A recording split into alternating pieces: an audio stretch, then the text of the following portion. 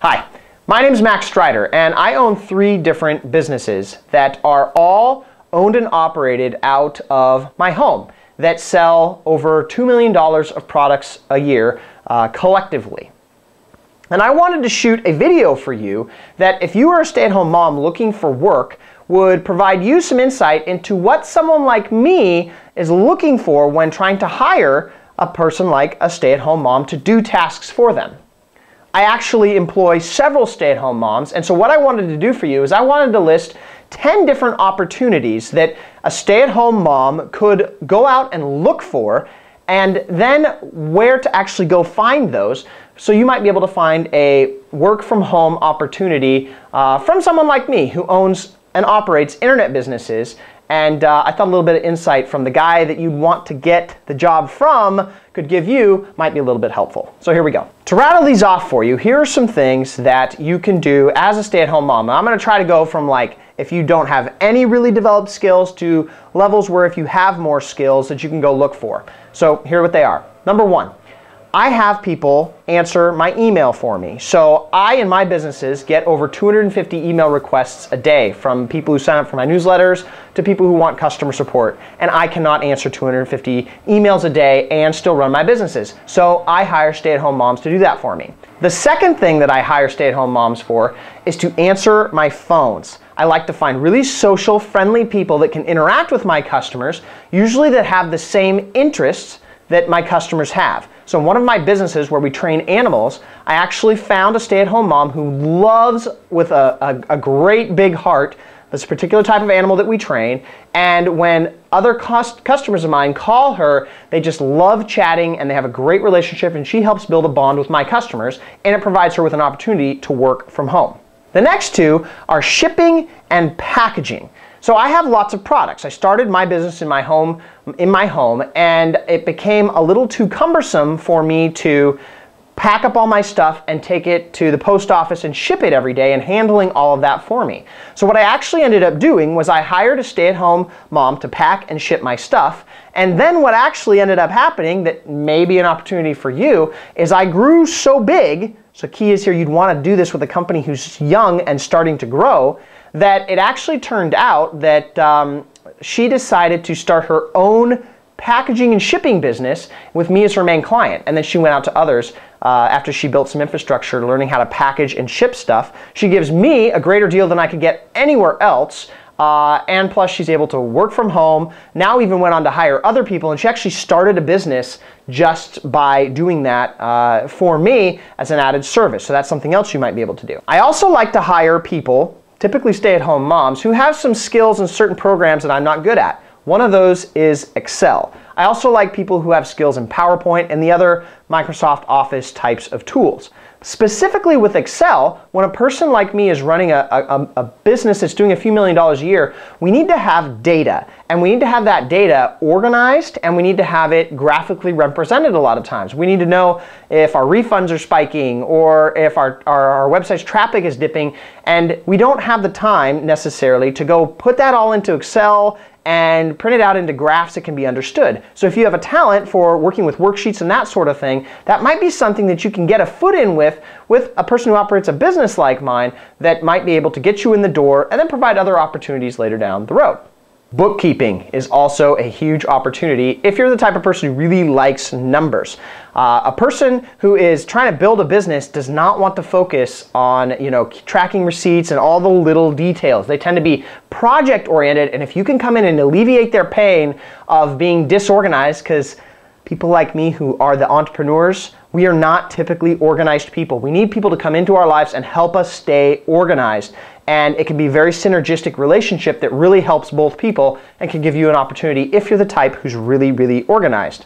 If you happen to be good with typing and you happen to be good with editing and those sorts of things, you also might be able to find an opportunity with people who publish a lot of content. So I publish a lot of content in all of my businesses, and I literally don't have time to edit it all. It's actually more profitable for me to just publish it with typos than it is for me to go take the extra hour or 2 to edit it And the problem is that I have to get it out the door, but I don't necessarily always have the person to make it look awesome, and it's just not worth it for me to take the time to edit it. So if a person can come in and quickly and efficiently edit my stuff without ruining the message, it's a big help to me, and I'm totally willing to pay that kind of stay-at-home mom to do that type of work. It's awesome, maybe something that you could do too. Now let's move on to some of the higher level stuff. So those were all things you could do if you hadn't developed a lot of talents yet, or even if you have a couple talents. You know, those are quick, simple things you can do, but they tend to be a little bit lower dollar. Maybe that's okay with you, maybe it's not, but now let's talk about some of the higher things.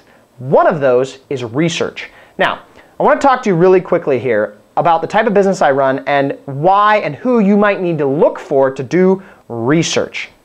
Now, right now, no matter what political spectrum you're from, there's a popular TV show, Glenn Beck. Probably heard of him if you've been watching the news lately. And aside from whatever you think about the guy, one thing that he does is he has a massive research team that does nothing but scour the internet for information that allows the face, Glenn Beck, to come on and tell night after night intriguing, interesting, controversial stories to his audience that captivate him. But the secret of him, in my opinion, is that it's his team. It's his team that allows him to have enough research to be interesting to his audience. So if you can be the kind of person who is good at finding interesting angles at stuff and likes looking over the internet for that type of thing, and you can then go identify a publisher, someone like me who publishes weekly newsletters, weekly videos, daily emails sometimes, that sort of thing, and you can come provide me with fresh ideas and research, that's something that I would be willing to, and a lot of other people who are in my line of work of publishing a lot of content, especially for free or paid, are really looking for someone to help feed their creative mind with ideas, someone who can keep the topics fresh. The second to last one I'm going to share with you is learning to sell with words.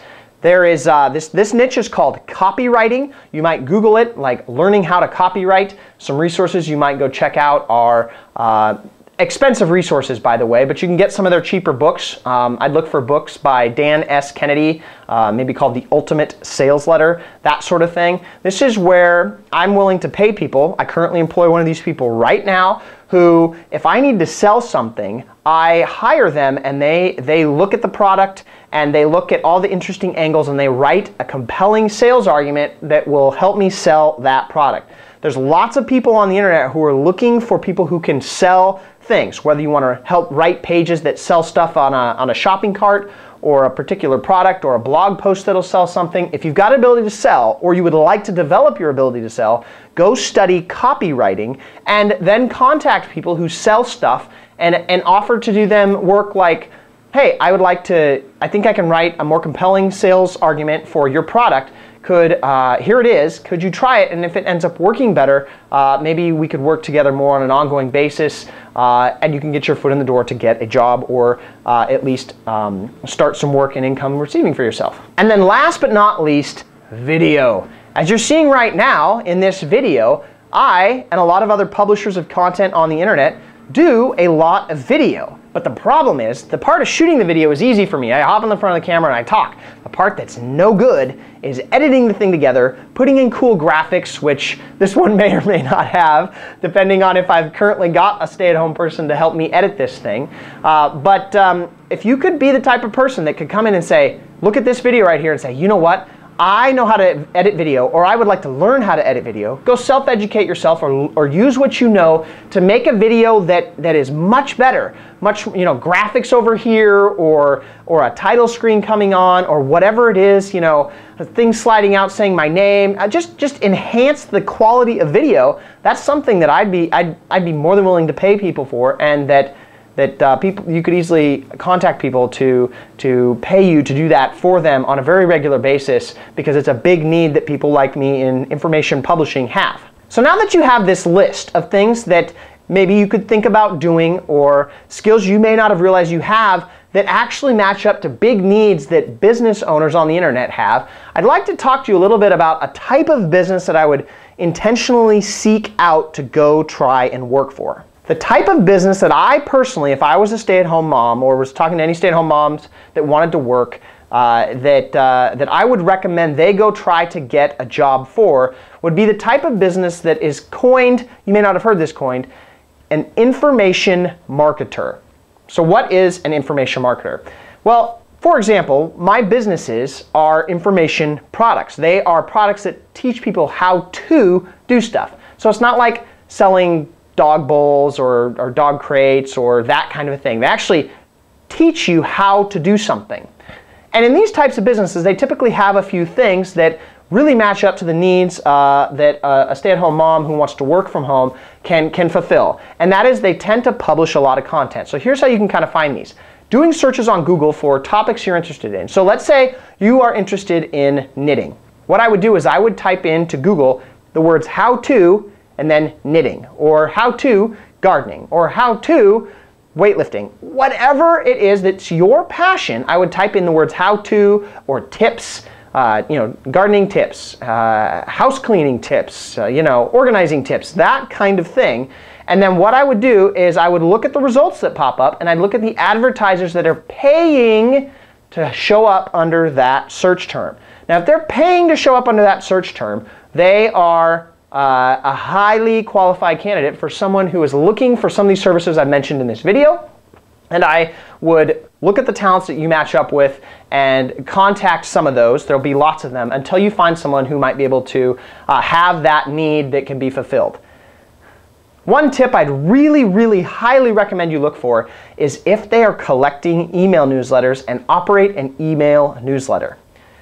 If you can find someone who is operating an email newsletter, and it tends to be a good one thing that those people tend to have is a following that continues to pay them money. So they have more money to hire people like you. And not only do they have more money, they have more needs. Now that they have this list of people, for example, one of my businesses has a list of 280,000 specific type of pet owners that want and crave constant content from me, and I can't always get it to them. It's a constant problem. So if you could approach some of these people and help make it easier for them to produce their content in their newsletters or on their blogs or in their articles and those sorts of things via these services I've talked about, I think you could go a long way to helping that type of business owner really take it up a notch, help their business, and also get yourself a job. It's a win-win situation. So hopefully you've liked the video. I look forward to maybe sharing you some more tips and tricks for how to make more income from stay-at-home. As a stay-at-home mom, if you have some specific questions you'd like to ask, try to leave a comment below or email this website's webmaster with more content that you'd like, and I would be happy to contribute to it in the very near future. It's Max Strider from Better Parenting, signing out and wishing you a great day.